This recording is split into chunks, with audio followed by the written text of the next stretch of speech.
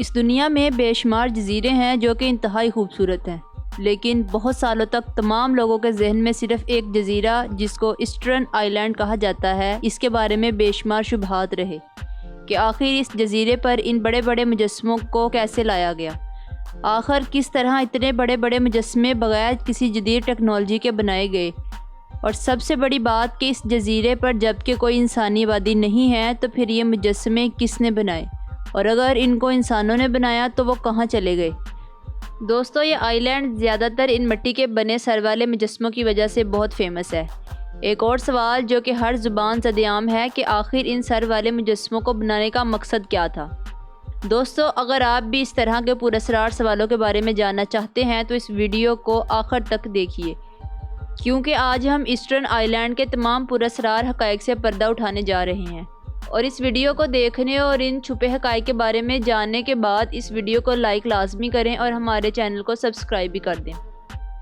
اگر بات کریں ایسٹرن آئی لینڈ کی تو یہ وہ خوبصورت اور پراسرار جزیرہ ہے جو کہ چلی کے علاقے میں آتا ہے، اور یہ چلی کے ساحل سمندر سے 2182 میل کے فاصلے پر واقع ہے،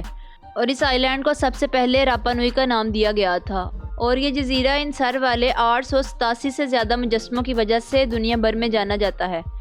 اگر آپ چلی سے اس آئی لینڈ پر جانا چاہتے ہیں تو آپ کو 5 گھنٹے کا ہوائی سفر کرنا پڑے گا۔ اس مجسموں والے جزیرے کے اگر ایریا کی بات کریں تو یہ صرف 163 اسکوائر کلومیٹر ہے، اور اس چھوٹے سے علاقے میں 887 سے زائد یہ بڑے بڑے سروں والے مجسمے ہیں۔ تو دوستو، اب بات کرتے ہیں ان حقائق کی جو شاید آپ ابھی تک نہ جانتے ہوں۔ دوستو، سائنٹسٹ کے مطابق ان مجسموں کو 1100 سے 1680 CE کے درمیان بنایا گیا تھا۔ اپنے منفرد ڈیزائن، لمبے لمبے ناک اور گہری آنکھوں والے مجسموں کو آسانی سے پہچانا جا سکتا ہے۔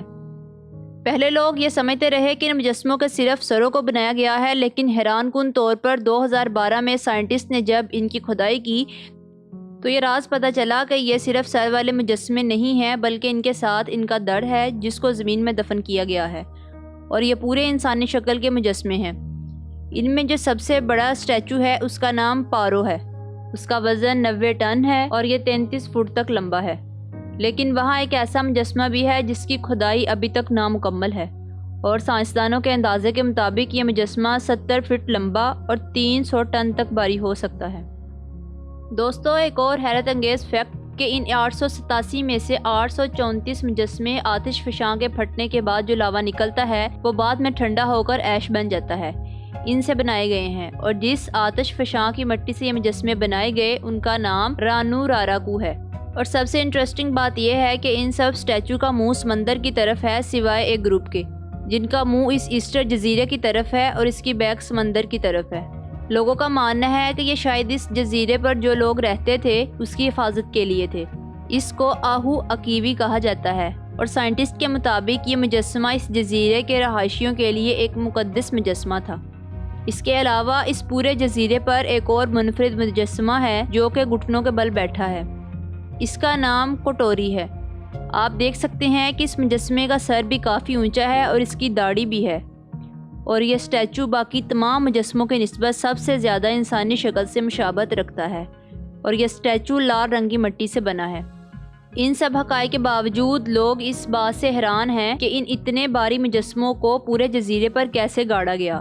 اور کیسے اتنے بھاری مجسموں کو ایک جگہ سے دوسری جگہ لے جایا گیا۔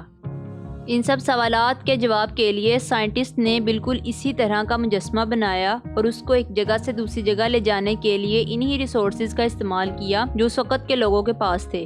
لیکن وہ اس میں مکمل طور پر ناکام رہے۔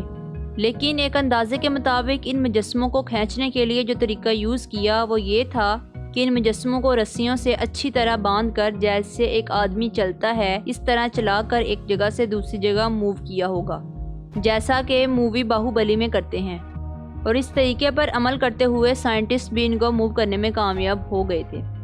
لیکن پھر بھی سوال آتا ہے کہ وہ لوگ کیسے اس ویرانی جگہ پر رہ سکتے تھے جنہوں نے ان مجسموں کو بنایا،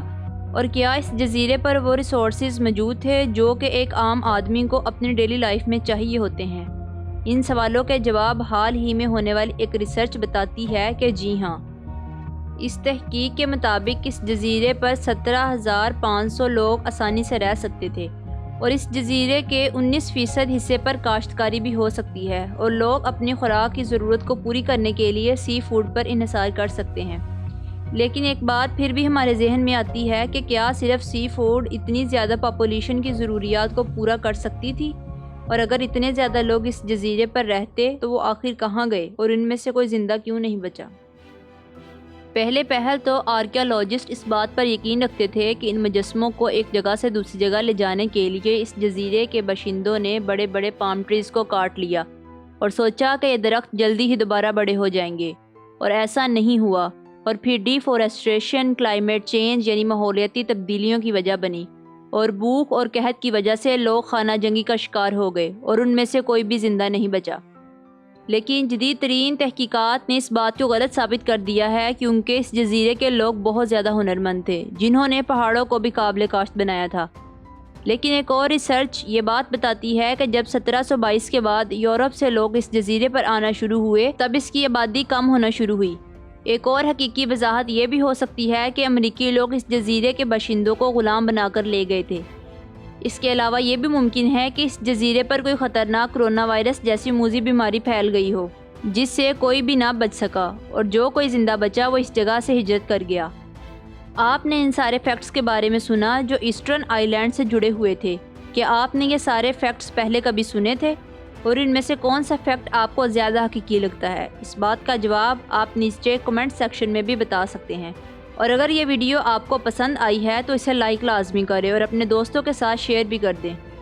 اور جلدی جلدی سبسکرائب کے بٹن کو بھی پریس کر دیں تاکہ ہر نئی ویڈیو کا نوٹیفیکیشن آپ کو سب سے پہلے پہنچ جائے۔